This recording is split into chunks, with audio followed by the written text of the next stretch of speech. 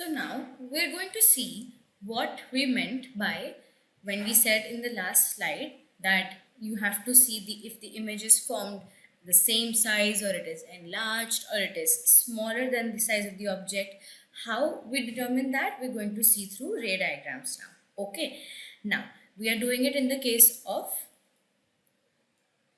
we are doing it in the case of a concave mirror right now.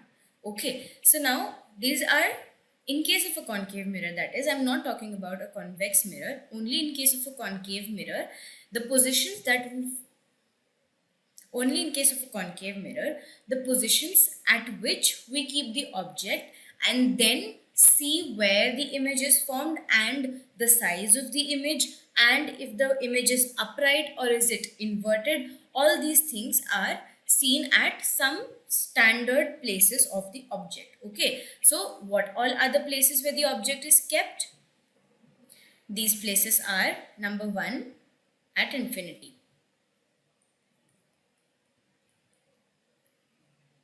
At infinity.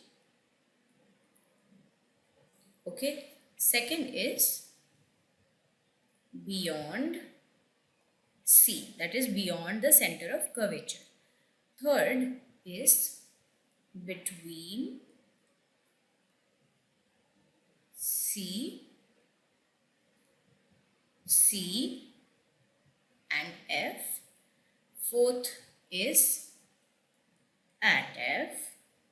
Fifth is between F and P.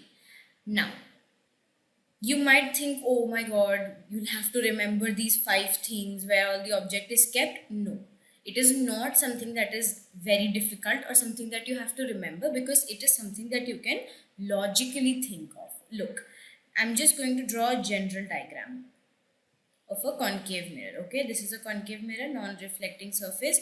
What is this point called? Now all of you must know this. What is this point called? Pole, denoted by P. Now this point that comes first is the focus, or F. This point, which is exactly the same as the distance between P and F, is the point C, or the center of curvature. Now, where are all the positions that you can keep the object, right? It can be here, it can be here, it can be here, it can be anywhere. So we have basically defined those places in these 5 ways, the place where we can keep the object. So now what we are going to do is, this is how I'm going to tell you to remember this. Now you don't have to remember it, you just have to think. How are you going to remember this? Redo.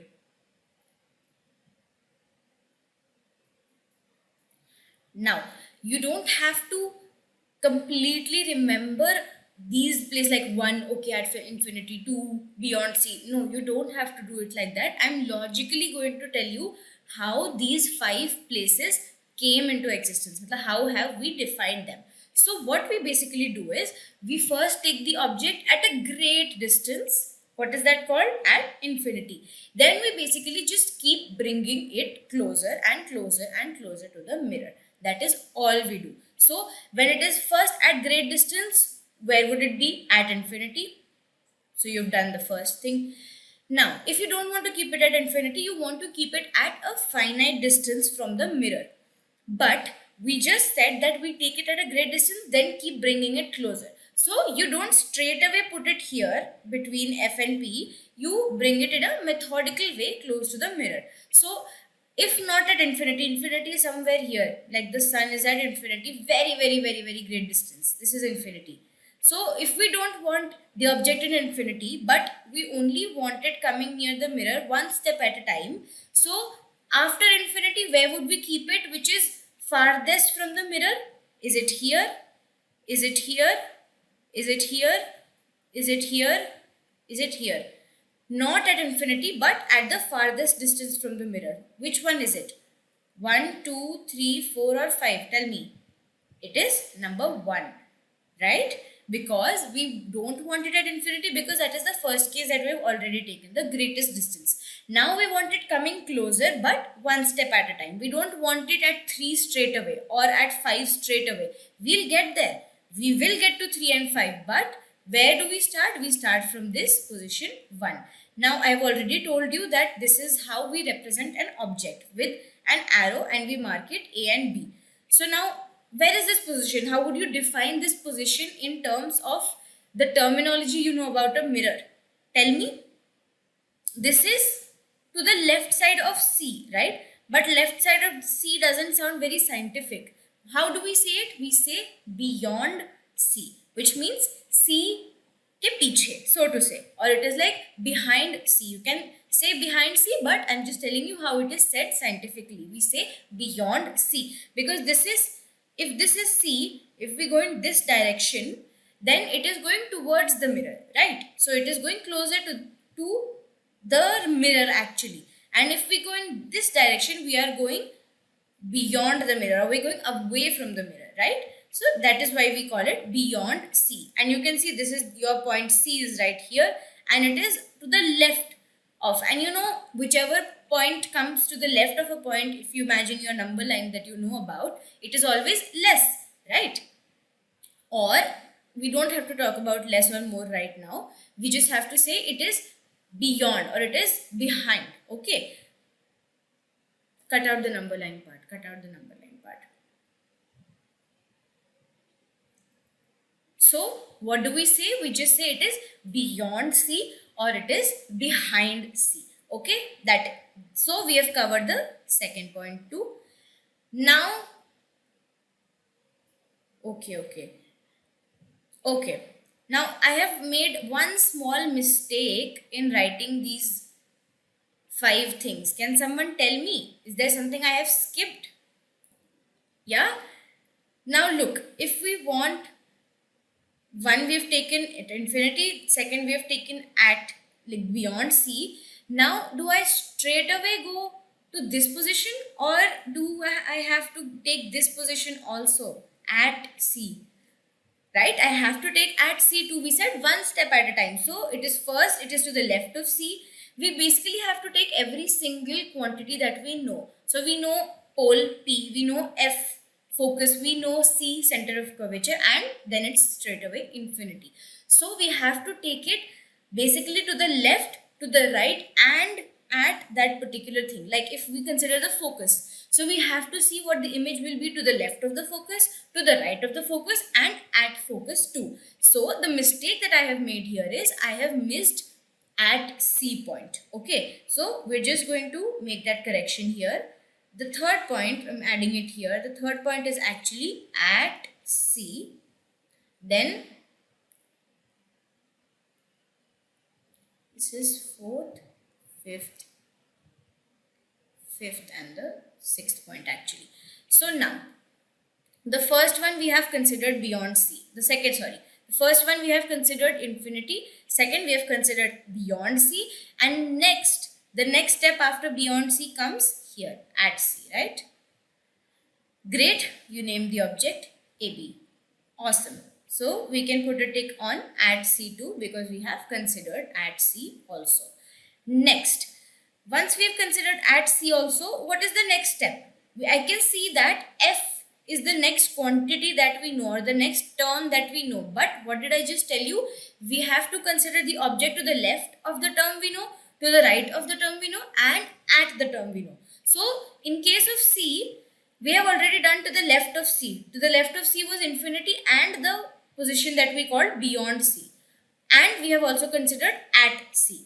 Now what do we consider? To the right of C or to the left of F. So somewhere around here, anywhere between the C and the F, your object can be. Okay, so that would be our between C and F. I've ticked that also. Now you know what between C and F means too. Next, going even closer to the mirror. What is the next position? Is it F or is it somewhere here? It is F because I said you have to consider at that point too. So next would be at F. I'm going to put a tick here also. You've understood what at F means. Next, after F, where next thing you know is the pole, right? So the next thing is when the image is between F and P. Now, It can only be till between F and P, because you can't keep an image at the pole exactly. It is very difficult to see the image and you would probably not be able to draw a good ray diagram. So we consider these 6 places. These 6 are basically where is object placed. Okay, and on the basis of these 6 places where the object is placed is your ray diagram that you're going to draw. Now we're going to consider each single ray diagram based on the position of the object. Okay, let's start doing that now. The first one is when the object is at infinity. So I'll keep the sun here because we need the sun, it's at infinity. So this is your principal axis. Children, now you have to keep in mind that now when you're doing the ray diagrams, it is crucial for you to use your pencil and your compass and your scale, because everything that you do has to be measured. So how do you exactly do it? First, you take a point P. Then say at 4 centimeters or 3 centimeters, you mark a point F. Then if you have taken the distance between F and P to be 4, then what would be the distance between F and C? Very good, because we know that this total distance is supposed to be radius of curvature, which is twice of the focal length. So these are things that I am repeating over and over so that you never forget it. Okay, and this is C. Now what you do is you keep the needle of your compass at C. You open your compass, you measure your compass with the scale to 4 centimeters and you draw an arc at P like this. Draw it with your compass. Then you shade your mirror and there you have a properly drawn apparatus or diagram for the mirror setup. Now, which is the place that we're considering the object to be at infinity. So you remember in one of the last videos, I mentioned that when the object is at infinity, we don't have to compulsorily, but usually for easing our ray diagrams and calculations, we take the rays parallel to the principal axis when the object is at infinity. Okay, so here comes the ray. And I don't think I have to repeat it again and again. How is this going to be reflected? We did it very much in detail in the last one. You draw this normal passing through the center of curvature. Sorry, didn't meet it at the point of incidence. You are going to draw it with a scale, so you'll draw it precisely. Then you take this. Now if you actually go and measure the angle of incidence from the normal, then you make sure that you're drawing an equal angle. It is going to take you a long time. Now what you're going to do is you're going to use your previous knowledge. So the 4 cases that we did, one of the cases said what? When the ray comes parallel to the principal axis, where does it pass through? Now, you have to have your previous knowledge or none of this is going to make any sense to you. So please, it is my request, make sure that you have watched the previous videos so that you don't get confused about what exactly we are talking about. Okay. So, we know if a ray is coming parallel to principal axis, it passes through the focus. There we go. Now, for simplicity, we always take 2 rays. I've told you this. So again, parallel to the principal axis. Again, I'm not drawing the normal to the center of curvature. It's a lot of untidiness. So now you're just going to use your information and your knowledge from before. So reflected ray. So now, wherever our image is formed is at the point where both the reflected rays meet in case of a concave mirror. Because when we go to convex mirror, we're going to again use the term appear to meet or seem to meet. But in the case of a concave mirror, it is exactly where they meet in real life. So where do these 2 rays meet? What is this point? It is the focus. So therefore, the first one gives us when the image object at infinity, therefore image at F. Okay, great. This is our first ray diagram. Now, second one, look at here, look at this list. The second one is when the object is beyond C. So, what we're doing is we're taking it at a great distance, then we're slowly bringing it one step at a time closer to the mirror and making sure that it is always, once we take it to the left of C, to the right of C, and at C also, then we are making sure it is at F, then we've already taken to the left of F, because when it is to the right of C, it is the same thing between C and F. Then we take it to the right of F also. So at every position, basically, okay? I've told you this a lot of times. Second is beyond C. Now, this is your concave mirror. This is your F point. Please measure these points to be the same distance or your ray diagram would not come out correctly. This is your object A, B. Okay? Now, you take this ray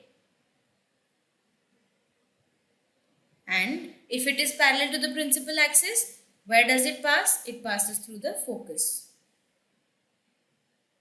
Okay, I'm just going to make the mirror a little bigger. It's becoming a little small. Okay. And then we have to take two rays, right? So the other ray you can take in any way you want. If you wanted to pass through the center of curvature, so it would come back on the center of curvature. Again, students, this is all that we have done in the last video, the 4 cases. Those 4 cases are all that we are going to be using in these ray diagrams. So if you don't know the 4 cases, you would absolutely be lost about what I'm talking right now.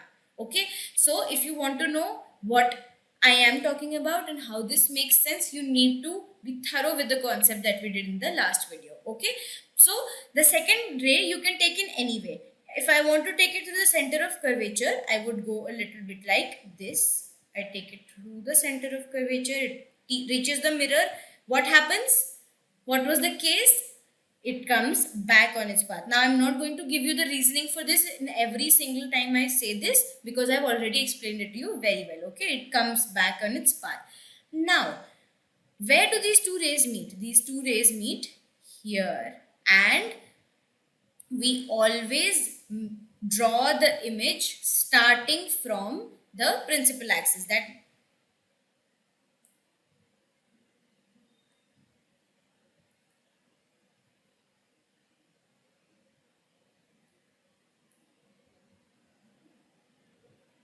now we always start the, basically we always draw the image starting from the principal axis. So you keep your pencil at the principal axis and then you draw the arrow towards the point where the rays meet. So I have kept my pen here or my pencil here. Where do I draw the arrow? Downwards or upwards? Where are the rays meeting? Downwards or upwards? Downwards, right? So I draw this arrow like this. Okay, it's not a very clear arrow. You should draw it very nicely like this. This is your arrow. Now, what did we say about naming of the image? Always near the head of the arrow, like here, is the A point. So now, because it's the image, we mark it as A dash B dash. So near the head is our A point, A dash, and this is our B point, B dash. So now can you see that this one is an arrow standing upright, that is an arrow standing straight. The image, is the arrow upright or is the arrow completely inverted? It is inverted, right? So, okay, one thing that we forgot to mention here. So, one thing that we forgot to mention here was what is the size of the image. Okay, so the size of the image, can you see? Can we even draw an arrow here? At F, can we even draw an arrow? No, there is no even space to draw an arrow because the image is exactly at the focus. So that means it is highly diminished. Okay, so the size of the image is highly diminished. That means here we are taking the sun as our point source. I mean the sun as our source at infinity. How big is the sun? How many of Earths can fit into the sun? The sun is that big. And look at the image that is being formed of the sun. A little point. So what is the image compared to the sun? How small? It is highly diminished. It is very small. So we write highly diminished. And because we can't say if this image is inverted or is it upright, so we just write real and inverted. That is the convention that we take. Now coming to the second part, look at this. The AB for the object, the arrow is upright. Here is the arrow upright or is the arrow completely inverted? It is inverted. And compare the sizes. Compare the size of the object arrow and compare the size of the image arrow. Is it smaller? Is it bigger? Or is it the same size? It is pretty small, right? So when the object is at beyond C, sorry, this case for beyond C, then what happens? Therefore, image, where is the image formed? Now tell me, where is the image formed? In terms of P, F, C, where is the image formed? It is formed between F and C. Image is between F and C. Next thing, what is the nature of the image? Is it the same size, smaller, bigger? It is diminished, matlab smaller.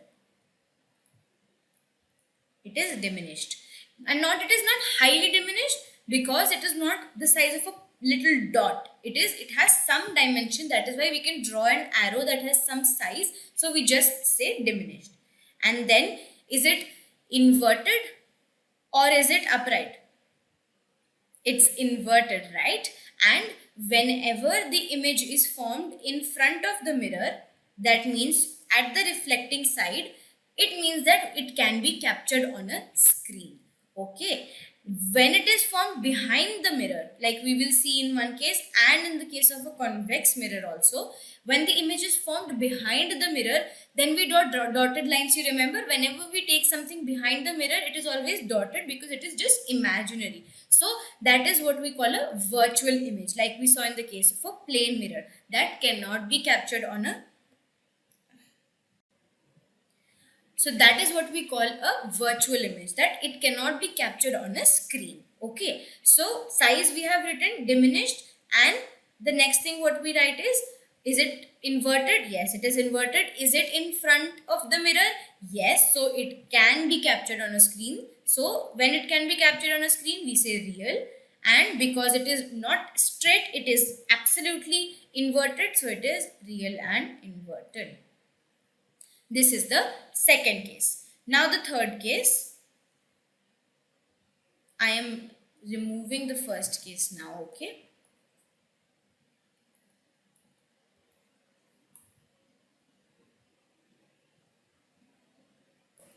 So now I've removed the first case. Now we are going to do the third case, which is when the image is at C. Okay, let's see. At C, and let's see. Okay. So now this is our F, this is our C, and our object is right here. It is at C and we are naming it A, B. Okay, so one ray, always take it parallel to the principal axis because it is much easier to draw, because we simply know that it passes through the focus after reflection. So you take it to the principal axis. I'm sorry, I took it beyond the mirror a little bit. So you take it through the principal, along parallel to the principal axis. So after reflection, it goes to the focus. The next one, what do you want to do? In the last one, I did taking the second ray through C. So let's do something different now. We'll not take it through C. We'll take it through F, let's say. Okay. So we take it through F. No, very badly drawn. We take it through F. So ये redo कर रही हूँ. So for the third case, we are drawing. Again, there we go. We're drawing the mirror. That's our mirror. We take this F. Then we take our C somewhere here. I'm going to make the mirror a little bigger again. Okay. So we take the object here, AB. Now, one ray, we always take parallel to the principal axis because it's much easier to draw and we know that it passes through the focus after reflection. Okay. Now, for the next ray, in the last diagram, I took it through C. So let's do something different this time. We'll take it through focus. Okay. So what happens when it is taken through the focus? Actually, I've drawn this a little wrong. Focus is somewhere around here. So we'll take it like this. And this, after this ray, after reflection, what happens to the ray after reflection when it passes through the focus? It passes parallel to the principal axis. So as you can see, it is formed here. It is not exactly where I want it to be because I have not taken precise measurements. I am not using a scale right now, but when you do it with precise measurements, you will see that it actually is formed at C and it is actually the same dimensions. So if this is your AB, this is my image A dash, B dash right here, and it is the exact same size. It might not look like it here, but if you take exact measurements with your scale, use a compass, draw it properly, you would get a beautiful ray diagram where the object is at C and the image is also at C, but it is inverted and it is the same size. Okay, so in third case, when it is at C, image is also at C, same size of the image. These are all things that you will have to find out yourself too by drawing it. And as you can see, is it on the same side as the reflecting side of the mirror or is it behind the mirror? It is on the same side. That means it can be captured on the screen. That means, is it real or is it virtual? It is real. And you can see that it is inverted also. Great. Now I'm going to remove this second part and we're going to see the fourth case. Okay, now I have removed this. Now we will see. Oh. Now I have removed this. Now we will see the fourth case. The fourth case is when the object is between C and F.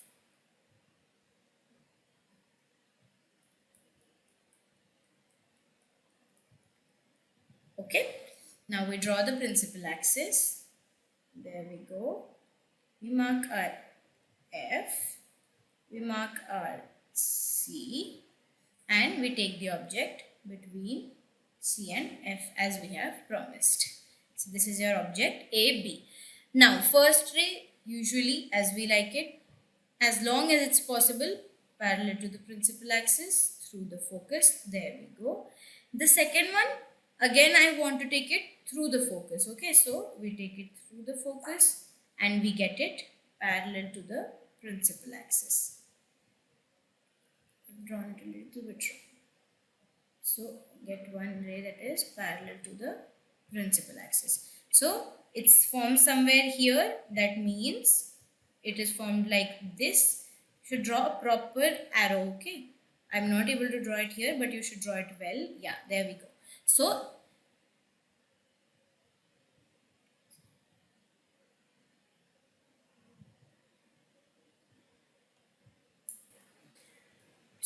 no. ये redo कर रहे.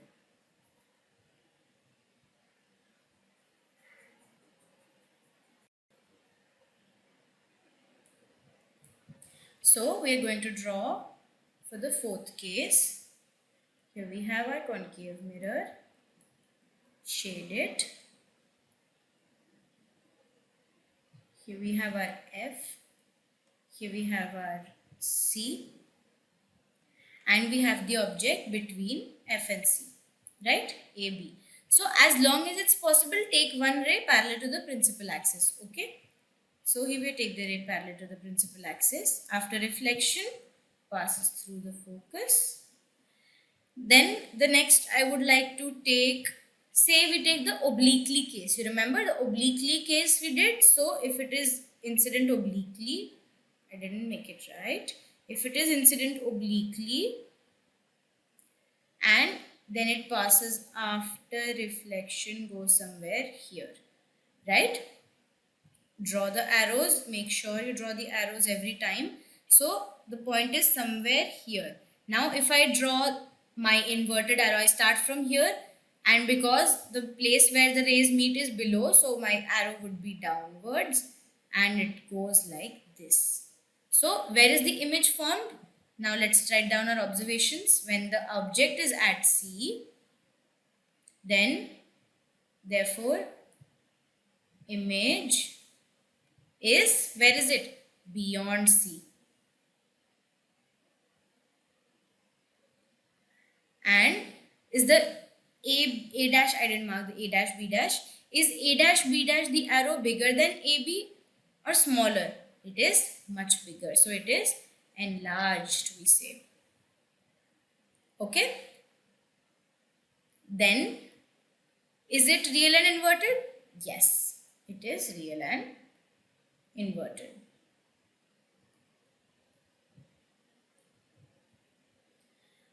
Okay. Now, I'm going to remove this part and then we'll take the fifth case. Now, we take the fifth. Now we take the fifth case. What is the fifth case? When the object is at focus. So, that's a mirror. Shade it. Great. So, this is our focus. This is our center of curvature and the object is right here. Right here. A, B. So, one ray we always like to take parallel and we draw it, take it through focus, and say the second ray I take obliquely again. So it is like this and it goes after reflection somewhere like this. So now what do I see? What is happening here? Are the rays meeting? Can I take the rays like this for them to meet? Absolutely not. Always light travels in a straight line. So what happens? I can't make it meet in real life. So what do I try to do? I try to make it meet virtually, that is behind the mirror. So if I retrace this point and I retrace this point, it is, I took this a little bit far.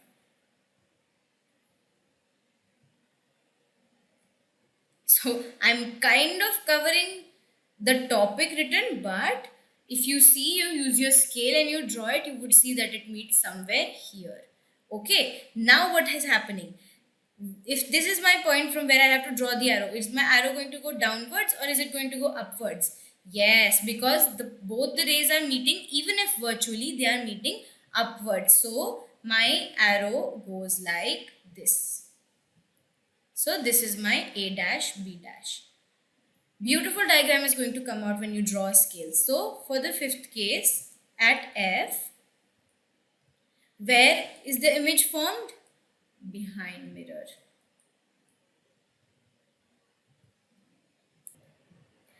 गलत हो गया. Just cut out the part. सीधा यहाँ से कर लेना. जब मैंने रे दोनों बनाया ये वाला, उसके बाद से करना. So now what do I see here? These two rays are parallel to each other. Even if I retrace this, oh, sorry.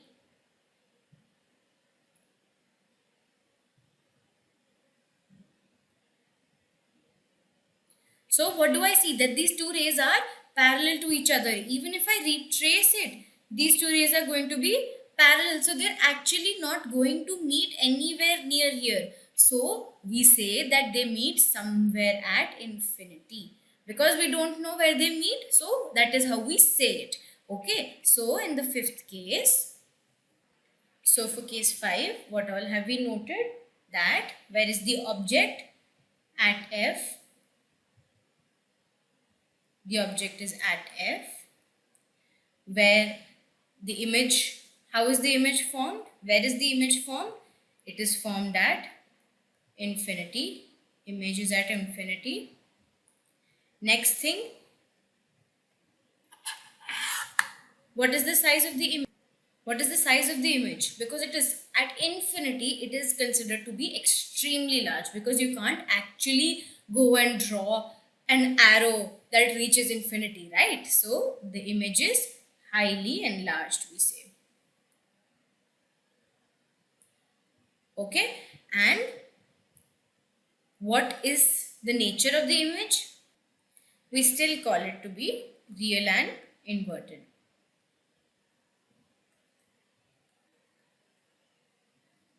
Okay, great. Now we're just left with one case. So I'm going to remove this fourth case, and we're going to draw the sixth case, which is when it is between F and P. So there goes our mirror. This is our pole. This is our focus. This is our center of curvature. If it is between F and P, that means if it's here. So let me.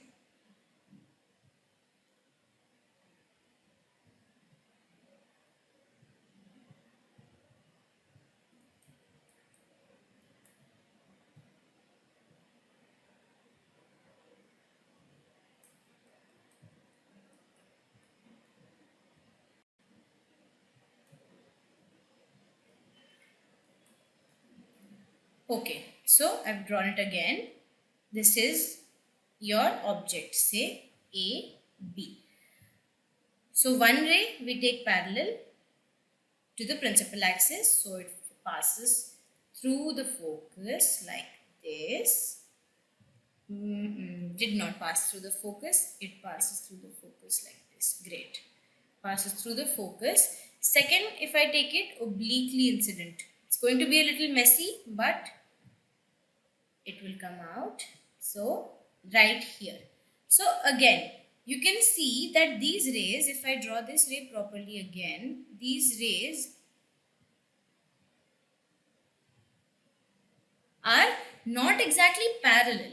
They don't seem to meet anywhere here, but they're not parallel. You can see that they have some separation in between them and some angle between them. So what we do is, because if we take these forward, these are still going to go away from each other. This is going to go like this is going to go like this. It will keep going only away from each other. So what do? Is we try to make it meet virtually, that is behind the mirror. So we retrace it always when it's behind the mirror dotted line. We retrace this and we get an image here, that is behind the mirror. And if I have to draw my arrow, it is like this. So this is A dash, B dash. So this is our sixth case between F and P. Where is the image formed? Behind mirror image. Is it enlarged? Yes, it is enlarged. Is it real and inverted? No. It is not either real or inverted. It can't be real because it can't be captured on a screen because it's formed behind the mirror. And is it inverted? Look at the arrow. Is the arrow straight standing like this or it is like this? It is it is straight upright. So it is virtual, and for the upright we use the word erect. So it is virtual and erect. Great. Now moving on. These are the ray diagrams that you will see when you draw it perfectly with your scale and pencil and using a compass. So you will get images like this. This is at infinity, when the object is at infinity. This is when object is beyond C. This when it is at C. This when it is between C and F. This when it is at F. And this when it is between F and P. So these are the same diagrams that I have drawn, just a little bit neater. But when you draw it in your notebooks with a scale and a pencil, you will see the exact diagrams like this. You might have to do a few tries to get it correct. You might have to make it a little correct by yourself, but you will get these ray diagrams. Okay, moving on. So this is nothing but just a table that shows the position of the object, position of the image, size and nature of the image. So at infinity, at focus, highly diminished, real and inverted, point size. You remember it was just one dot. So this here I have a few corrections for you to make. This is between, not between C. When it is between C and F, it is formed beyond C. Okay, enlarged, real and inverted At F at infinity, highly enlarged. Between F and P, it is not between the mirror. We call it behind the mirror. And it is virtual and erect. Okay, these are some changes that you have to make. Now, these are some uses of concave mirrors that you just need to know, that torches, searchlights, and vehicle headlights use concave mirror. Why? The thing that you really need to remember is the reason why they are used, because they produce powerful parallel beams of light. Now, shaving mirrors, because you see a larger image of the face, second use, and then it is used by a dentist, again the same use, large image of the teeth, to concentrate light to produce heat in solar furnaces. As you have seen in the first one, when the object is at infinity, it is a point size image that is formed. That means all that light concentrated at just one single point. Okay, moving on. Now, image formation in case of convex mirrors, we are going to see. You are going to do this same exercise that you did in case of a convex mirror and see these results. Okay, so the result you'll see is that for all cases, we get a virtual and erect image. Why is that? Let us see. So, in case of a convex mirror, your life is much easier than a concave. You don't have 6 cases that you have to see. Why that is, I'll just tell you. Actually, I won't even have to tell you. You'll just get to know when you see the ray diagrams. So, here we have a convex mirror. Now, you tell me, where is the F and C in a convex mirror? Here or here? Yes, it is behind the mirror. So, can we do the cases that we did in case of a concave mirror? We keep it at infinity, then we keep it beyond C, we keep it at C, between F and C, at F, between F and P. Can we do all that? Would you get an image if you keep an object here? Absolutely not, because it is behind the mirror.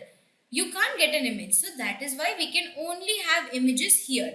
So that's why we only have two cases. Either the image is at infinity like the sun, or it is anywhere here, anywhere between P and this region, but just closer than infinity, but to the left of P. So you only have two cases here, at infinity or to the left of P, or just in front of the mirror, because you can't have divisions here as to is it beyond C, between F and C, because those things, all the F, C and everything is to the behind of the mirror. So that's why it is so easy. Now let's see the first case. The first case is when object is at infinity. We're considering the sun. So first ray, what happens? Now this you already know. If it is coming parallel to the principal axis, it appears to pass through F. So I'll draw a dotted line here from F. When I reach this point, I would just draw a proper line. Now, another ray coming from infinity, same thing happens. Mirror somewhere here. Again, it appears to pass through the focus, but it diverges like this. So, now look at these two rays that are reflected. One is going like this, other is going like this. Would they ever meet? No. So what do? Again, we look at the back traced rays behind the mirror. So where are these meeting after back tracing? At the focus. So the first case is when the object at infinity. Infinity is the object. Where is the image formed? At F is the image formed. What is the size of the image? Look at it. Again, it is just point-sized image. And is it virtual and erect or real and inverted? Tell me, is it real? When is it real? When it is formed in front of the reflecting side. Here it is formed behind the mirror. So we anyways know that it is not actually being formed in real life. We are just making an imaginary image here. It is not being formed in real life. So we call it virtual and erect. Second case, when it is not at infinity but at any distance to the left of P. Here you have your F, here you have your C. Say it is somewhere here. First ray we take like this, parallel to the principal axis, looks like it passes through the F, so it goes like this. Wow. So it goes somewhere like this. Second ray, obliquely incident, say, so it follows the laws of reflection. Now, again, these two rays, one going absolutely upwards, one going absolutely downwards, can't meet in real life. So, what do? Retrace. Again, retracing this, it meets around at this point. So, here we can actually draw an arrow like this. So, this arrow is A dash, B dash. So, our image actually is formed. Oh, I didn't mark the object. So, now you know that when the object is anywhere between infinity and P. So, where is the image formed? Image is formed between F and P. Second thing, what is the size? Is it diminished or is it large or the same size? You can clearly see that the arrow is smaller. Smaller or diminished image is formed. Okay.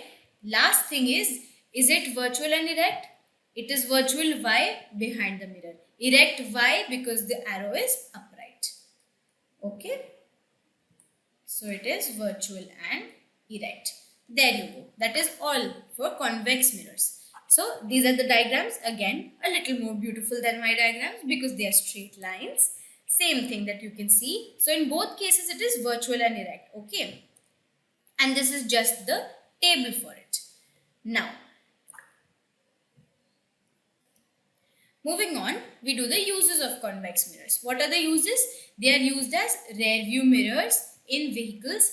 Why are they used? Because they give erect but diminished, but they give straight images. So now think about this. If you are driving, do you want to see any car that comes close to your car?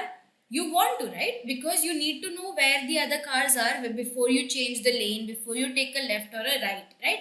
Now I have a homework for you. Go to your car and look at its side view mirrors. You will clearly see written there, objects in the mirror are closer than they appear. That means the mirror makes them appear a little bit farther, but they're not actually that far. They're much closer. That is because when an object is kept farther to you, you can see more of it, right? When it is very close to you, you can see only a small part of it. That is the only reason. Okay. And the second reason is that it gives erect images. Now, if you're driving a car and you want to look into your mirror, imagine how you would change lanes if the car looks like this hanging from the wall or from the ceiling. The cars look like this absolutely inverted. Would you be able to drive? You'll be so confused if the cars are upside down, right? So, the second point why convex mirrors are used is they give erect images so that you're able to see the cars upright and the cars do not look like they're hanging from the ceiling. Okay, so these are the reasons why convex mirror is used. Also, one important thing is they have a wider field of view because they are curved